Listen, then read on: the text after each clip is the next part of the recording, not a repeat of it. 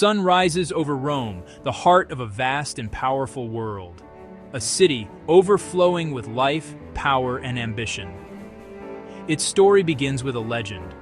Twin boys, Romulus and Remus, left to die, but saved by a she-wolf.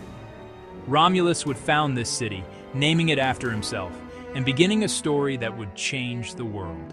It was not always an empire ruled by one man. For nearly 500 years, Rome was a republic. Leaders were not born into power as kings. Instead, the people, at least the citizens who could vote, chose their leaders in elections. The Senate, a council of experienced and wealthy men, held immense power and guided the city's fate. The Republic was a place of fierce debate, political struggle, and constant expansion. It fought wars with its neighbors, conquering first the Italian peninsula, then lands far beyond. The Republic's growth was driven by its ambition and its army. Roman rule spread across the Mediterranean Sea, which they called Mare Nostrum, our sea. They built a world connected by trade law military might. Yet, this great expansion also brought great strain. The republic that was designed to govern a small city struggled to manage a sprawling territory. The wealth pouring in created a vast gap between the rich and the poor. Power became concentrated in the hands of a few powerful generals' men who commanded not just armies, but the loyalty of their soldiers. Julius Caesar was a brilliant general whose conquests brought him immense power. Fearing he would destroy the Republic, senators assassinated him in 44 BC. His death plunged Rome into a brutal civil war. From this chaos, his adopted son Octavian emerged. He defeated all rivals, becoming the undisputed master of the Roman world and taking the new name, Augustus. Augustus became Rome's first emperor, ending the Republic and beginning the Roman Empire. He ushered in the Pax Romana, a long period of stability and prosperity. He launched a massive building program, transforming Rome from a city of brick to a city of marble. The legions were the backbone of Roman power, conquering new lands and keeping the peace. Rome built things to last. They came to watch thrilling, often brutal spectacles. Gladiator contests, chariot races. The Colosseum was entertainment and a symbol of imperial power to provide for the people. Another marvel was the aqueduct system. Long raised channels and towering arches carried water. They carried fresh water from hills miles away. That water fed fountains, homes, and public baths. The baths were more than just a place to get clean. They were vast, opulent community centers. People went there to exercise, relax in hot pools, cool off in cold pools, get a massage, and socialize with friends. Daily life in Rome was a study in contrasts. The wealthy lived in spacious homes called a domus, often decorated with beautiful mosaics, frescoes on the walls, private gardens, and many slaves to serve them. They enjoyed lavish dinner parties with exotic foods and entertainment. For the vast majority, life was very different. Most people were poor and lived in cramped apartment blocks called insulae. These buildings were often several stories high and prone to fire. They lacked running water or sanitation.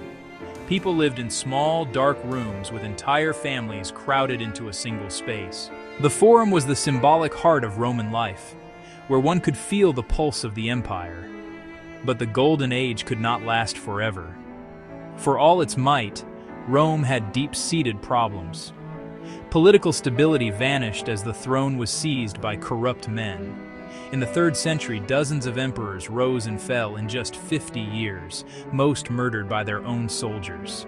The empire was torn apart by civil wars and economic collapse. Runaway inflation made money worthless, while ambitious generals used their legions to seize power, draining resources. In 285 AD, Emperor Diocletian made a drastic decision. He split the empire in two. This brought temporary stability, but while Rome fought itself, new threats gathered at the borders. Groups the Romans called barbarians pressed the frontiers. The Roman army, stretched thin by civil wars, could no longer hold its long defensive lines. In 410 AD, the city of Rome was sacked, sending a wave of terror across the empire. Finally, in 476 AD, the last emperor in the West was deposed. The Western Roman Empire had ceased to exist, but the fall of Rome was not the end of its story. The empire's legacy is all around us, woven into the fabric of our modern world. Many of our legal principles, such as the idea of being innocent until proven guilty, come directly from Roman law.